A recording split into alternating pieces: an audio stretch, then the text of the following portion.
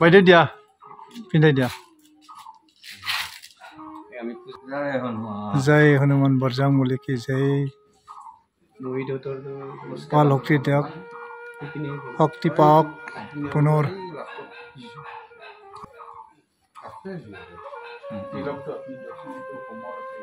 হয়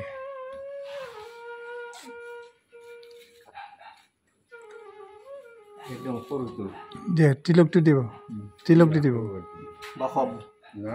ওকে এইটো medicine okay ঠিকে আছে আমি এটা সময়ত এই যে হেৰি কৰিছিলো হে বড়ো ভাষাত মনত আছে না ললিতা কি আছিল এইটো বগীবাৰী হেৰিত সন্ধিয়া ললিতা কান্তা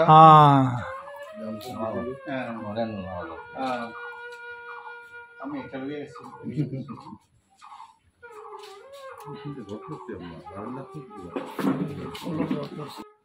দিছপুৰ পলিটেকনিকল বোলে এই বিভাগৰ একদম একদম এইটো গেৰেণ্টি দি কৈছে মানে হয় নেকি মই গম নাপাওঁ তেওঁ নামটোও ক'ব জানা নাই ভাত অলপ খাই নহয় ভাললৈ আহিছে মই দেখাম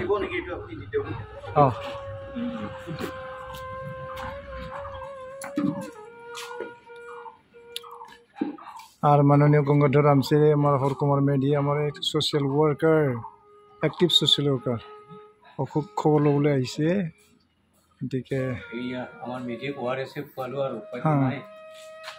খাব নোৱাৰে না আৰু বেলেগ বস্তু ওকে ওকে ওকে বঢ়িয়া যে বৰজাংবলীৰ হনুমানৰ বৰজাংবলী আজি দিন এই শুভ মুহূৰ্তত আমি ইয়াত মানে হৰকুমাৰ মেধিৰ অসুখৰ খবৰ ল'ব আহিছোঁ আমাৰ মাননীয় প্ৰদীপ সিনাৰী আছে গংগাধৰ ৰামচে আইমা আছিল মধুমোহন লাহাৰী আছে আমাৰ গাঁৱৰে মাননীয় ভাতৃ আছে কি নাম আছিলে সৰু ভাইক না বাসৱ মেধি আপুনি চাচি কি কৰে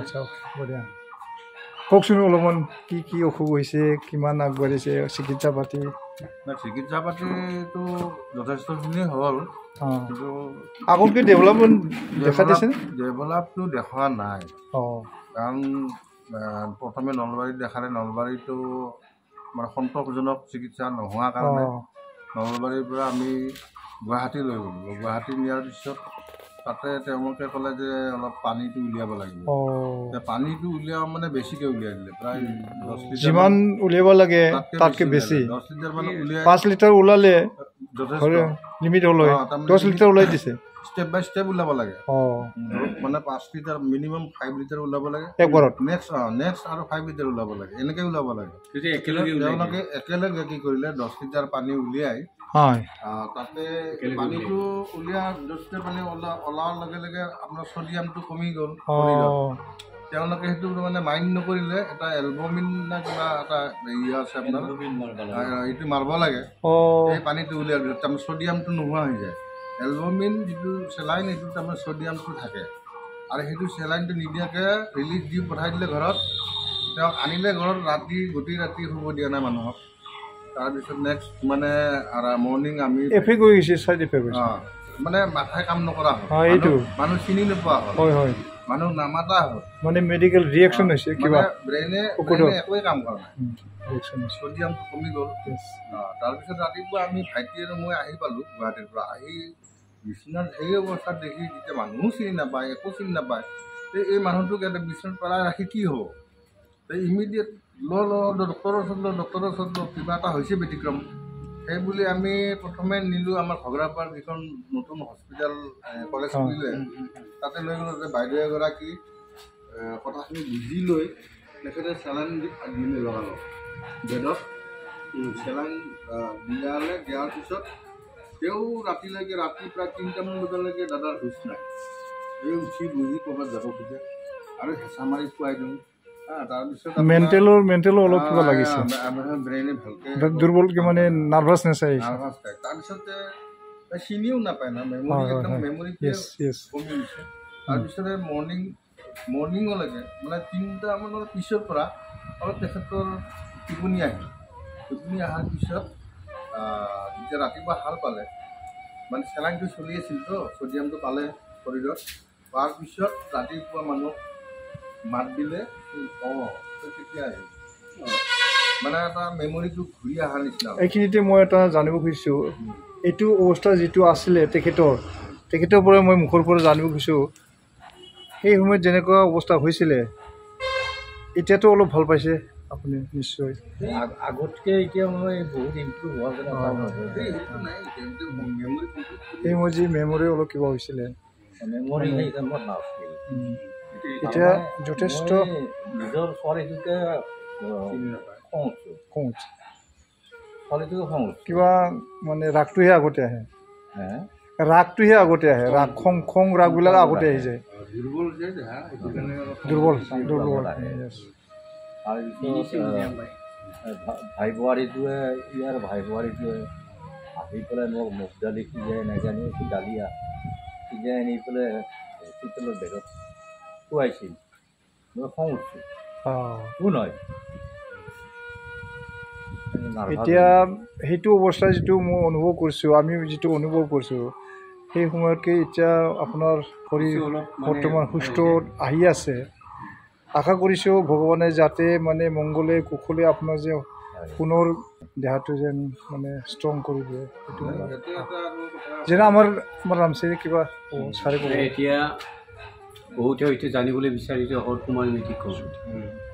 হৰকুমাৰ মেধি আগতে শিক্ষকতা কৰিছিল যদি এতিয়া ৰিটায়াৰ্ড হ'ল, কিন্তু তেখেতৰ অন্য এটা ৰূপ হ'ল এই অঞ্চলৰ এজন বিশিষ্ট জনপ্ৰিয় সমাজকৰ্মী, যোনে মাতে তাতেই যায়, আৰু এজন খুব ভাল এজন কবিও ধুনীয়া আহি আমি শুনিছোঁ তেখেতৰ কবিতা আবৃত্তি। গতিকে এইখন গাঁও গোৱালবিলত তেখেত বহুদিনৰ বাসিন্দা আৰু সকলোৰে অতি জনপ্ৰিয় ব্যক্তি এজন সমাজপ্ৰিয়। গতিকে আমাৰ জাইক্ৰং ফিচালী গ্ৰুপতো এইটো কি ধমধমা অঞ্চলৰ গোৱালবিল, আৰু আমাৰ জাইক্ৰং ফিচালী গ্ৰুপৰ যিকোনো প্ৰগ্ৰামবিলাকত তেওঁ গৈ পেলাই হাজিৰ হৈছিলে।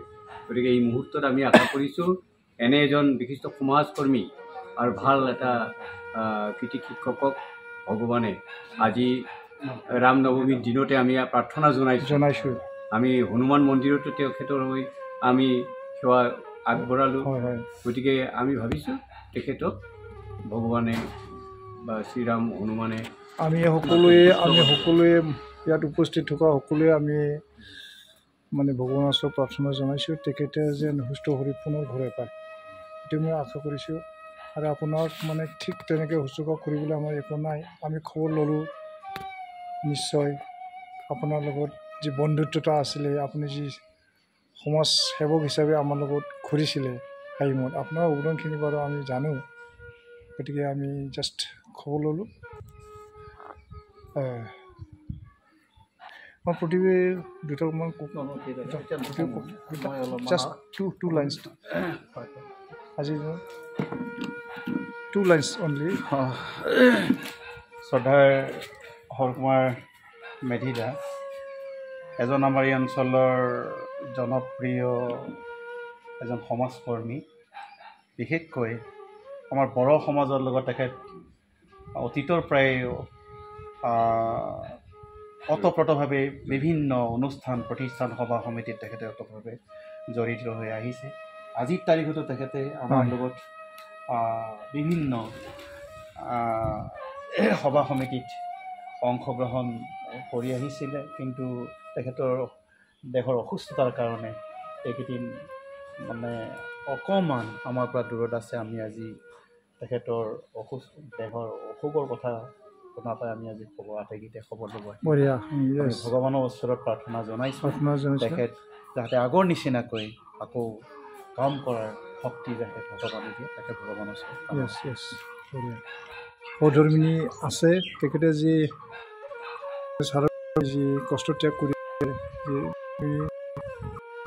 দিছোঁ, নামটো কওক। বৰ্তমান ছাৰৰ খবৰ জানিব পাৰিলোঁ, এনেই আগতকৈ অলপ উন্নত পৰ্যায়ত হৈছে বুলি ভাবেনে? আগত অৱস্থা আছিলে অলপ উন্নত হৈছে বুলি আপুনি ভাবেনে? নিশ্চয় এইটো মানে ডেভেলপ হ'ব। আমি চালোঁ, আমি দেখিলোঁ তেখেতৰ মানে পুনৰ মানে ইয়াত আহি আছে, দেহাৰ সুস্থ শৰীৰ আহি আছে, ভাল ধৰণে শুশ্ৰূষা কৰিব আৰু ভগৱানৰ ওচৰত এইটো কিবা ৰাখিব। অ'কে, ভাল লাগিল দুখৰ মাজতো আপোনালোকক লগ পাই। নমস্কাৰ। আমাৰ ফাদাৰে এনেকুৱা নহয় আৰু নাই আপোনাৰ এখন গলত কৈ পেলাইছে মাৰণা এখনৰ প্ৰতি ইমান মোহ আহিল।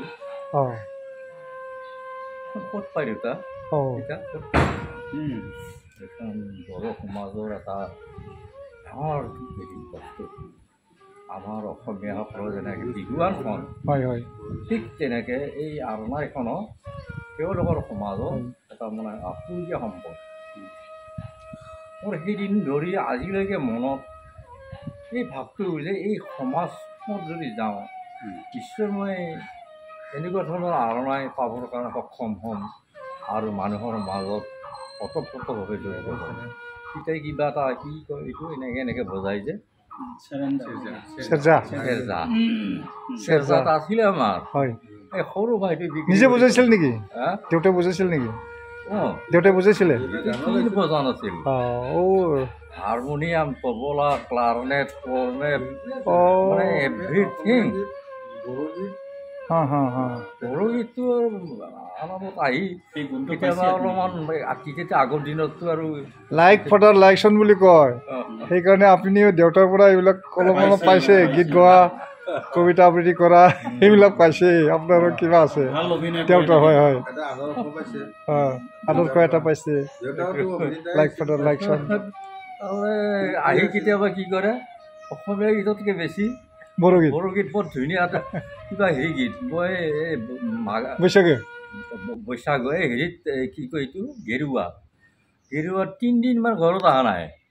তাৰপিছত মায়েতো ওলাবলৈ পিতাৰে ক'ত গ'ল, মানুহটোৰো দেখা দেখি নাই আজি 3 দিনমান হ'ল।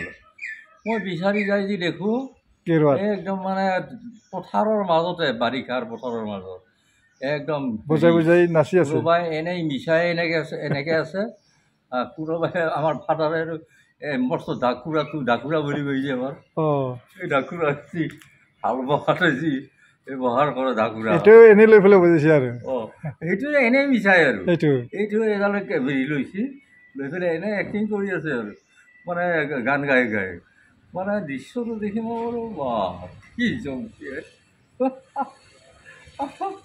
স্মৃতি, মধুৰ স্মৃতি এটা। এই কথাবিলাক মধুৰ স্মৃতি। আপুনি জীৱনত যিমান দৃশ্য দেখা পাইছে, ইয়াৰ ভিতৰত এইটো দেউতাৰ যিটো দৃশ্য আছিলে মধুৰ স্মৃতি এটা। বঢ়িয়া বঢ়িয়া। জীৱনত পৰাই মই অলপমান আগ্ৰহী হ'লোঁ সমাজখনৰ প্ৰতি, আৰু হৈ কেনেকৈ গৈ গৈ গৈ গৈ আজি আপোনালোকৰ নিচিনা মহান ব্যক্তিবিলাকক লগ পালোঁ। আমাৰো ভাল লাগিছে আপোনাৰ যে প্ৰগ্ৰামবিলাকক লগ পালোঁ একেলগে। আগতেতো চিনাপৰিচি নাছিলে আমাৰ। ঠিক আছে মানে সঁচাকৈ আজি এটা মোৰ নিজকে নিজে গৌৰৱ অনুভৱ হৈছে। এই ডাঙৰ ল'ৰাটো আহিছে। অঁ আচ্ছা আচ্ছা, ডাঙৰ ল'ৰা কি নাম? ভাইটি হা? মানৱজ্যোতি মেধি। মানৱজ্যোতি।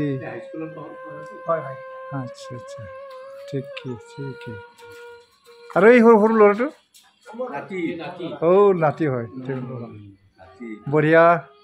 তাৰ মানে তাৰ কষ্টৰ সীমা নাই। তাৰ কথাখিনি প্ৰসংগক্ৰমে উলিয়ালোঁ এইকাৰণতে যে স্মৃতিটো নহ'লে ৰৈ গ'ল হয়। ফাদাৰৰ যিটো স্মৃতি এটা, ফাদাৰে যিটো নেকি বড়ো ছ'চাইটিটোৰ লগত যিটো ওতঃপ্ৰোত জড়িত, সেই হেৰিটো এটা ৰৈ গ'ল হয়। মই তাৰমানে আজি আমি জানিব পাৰিলোঁ আপোনাৰ দেউতাৰ স্মৃতিটো মানে অলপ মানে ৰোমন্থন কৰিব পাৰিলোঁ আপুনি কোৱাৰ লগে লগে। তাৰপিছত মই আপোনাৰ দেউতা কিমান চনত মৰিল? কিমান বছৰ হ'ল দেউতা মৰিল নে? দেউতা হেৰিত মৰিল মোটামুটি 85। বহুত বছৰ হৈছে। সেই সময়তো আন্দোলন আছিলে, ঘোৰ আন্দোলন আছিলে। 85ৰ পৰা আৰম্ভ, জাষ্ট 87ত মানে তীব্ৰ 87 ঠিকে আছে বাৰু। আজি মানে এইখিনিতে আমি সমাপ্ত কৰিলোঁ। ভাল লাগিল। আৰু আপোনাৰ সুস্থ শৰীৰ সুমগজু শৰীৰ মাধ্যম খলু ধৰ্ম সাধনম অ'কে আপোনালোকৰ নিচিনা মহান ব্যক্তিবিলাকৰ ভৰিৰ ধূলা আজি আহি পেলাই মোৰ চোতালত বোৱাৰী আছে অঁ আমি আহিছোঁ দে বোৱাৰী আমাৰ লগতে ঘৰা আছিল তো সেইকাৰণে আজি জাষ্ট খবৰ ল'ব আহিলে নাতিনি কেইজন দুইজন নেকি এতিয়া তোমাৰ কি নাম ভাইটি কুণাল মেধি বঢ়িয়া আৰু এইটো কি নাম ৰাখিছে হা হৃদম মেধি অ'কে বঢ়িয়া আমি দেখিবলৈ পাইছোঁ কালচাৰ ফেমিলি মাননীয় হৰকুমৰ মেধি ছাৰৰ ঘৰত বিষ্ণু মন্দিৰ আছে গতিকে তেখেতে কিমান ভগৱান তেখেতে সেৱা কৰে এইটো আমি গম পালোঁ তেখেতে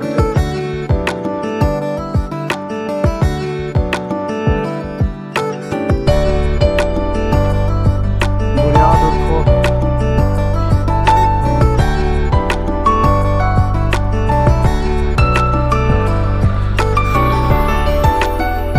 কালচাৰ ফেমিলি লাহাৰী এখানে আমাৰ মধুমোহন লাহাৰী গতিকে এই মুহূৰ্তত আমি জানো যে হৰকুমাৰ মেধিয়ে যিকোনো অনুষ্ঠানবিলাকত ধুনীয়া ধুনীয়া কবিতা পাঠ কৰিছিল তেওঁৰ মুখস্থ থাকে গতিকে এই সুযোগতে তেখেতৰ বা 2 লাইন হ'লেও যিকোনো ভাল বঢ়িয়া বঢ়িয়া বঢ়িয়া ভাল এটা প্ৰস্তাৱ দিছে আমাৰ মাননীয় মোদী নাই নাই ভাল এটা হেৰি নাই এনেই 2 লাইন কোনোবা এটা তথাপিতো ক'ব খোজোঁ যে পৃথিৱীত জীয়াই থাকিবলৈ হ'লে এখন সুস্থ সমাজ লাগে আৰু সুস্থ সমাজখন বিচাৰিবলৈ হ'লে সকলো জাতি জনগোষ্ঠীৰ মাজত আমি সোমাই থাকিব লাগিব তেতিয়াহে এখন সমাজ গঠন নহ'ব এনেই হেৰি মই কথা প্ৰসংগত এদিনাখন কৈছিলোঁ এখন আৰণা মই ঘৰত পিন্ধি ঘূৰোতে এজন জানা বুজা মানুহে মোক কৈছিল তই যে ডিঙিত যে আৰণা এখন লৈছা এখন গামোচা কিয় লোৱা নাই এতিয়া মই তাৰ উত্তৰটো দিছিলোঁ যে এইখনৰ যেনে যিমান মূল্য আছে গামোচাখনৰ মূল্য কম নেকি একেই মূল্য গতিকে মই এটা গামোচাখনৰ লগতে এটা জনগোষ্ঠীকো নেতৃত্ব বহন কৰি আৰু লগতে মই নিজে গৌৰৱ অনুভৱ কৰিছোঁ যে এখন সমাজক মই কি কৰিছোঁ তাৰ ভিতৰত সোমাই আমি ৰাস্তাত গৈ পেলাই আমি সকলোৱে এক আৰু ইফালে পাকঘৰত গৈ পেলাই এই এইটো মই হোমেন বৰগোহাঁইৰ পৰা মই পাইছিলোঁ অলপ পাইছিলোঁ হোমেন বৰগোহাঁয়ে এটা বিশেষ দেওবৰীয়া তেখেতে লিখিছিল গতিকে সেই ধৰণৰ নহয় পেলাই যদি আমি মনে প্ৰাণে যদি আমি সকলো এক হওঁ তেতিয়াহে এটা সুস্থ জাতি গঠন বঢ়িয়া সুস্থ জাতি গঠন য়েছ ভাল লাগিল তেখেতৰ কবিতাৰ কথাখিনি তেখেতে মনৰ ভাৱখিনি তেখেতে প্ৰকাশ কৰিছে ধন্যবাদ থাকিল ছাৰ হ'ব আজি আমি এৰোঁ আমি তামোলপুৰৰ প্ৰগ্ৰাম এটা আছে নহয় বাথৌ কিবা চলি আছে তালৈ যাম আমি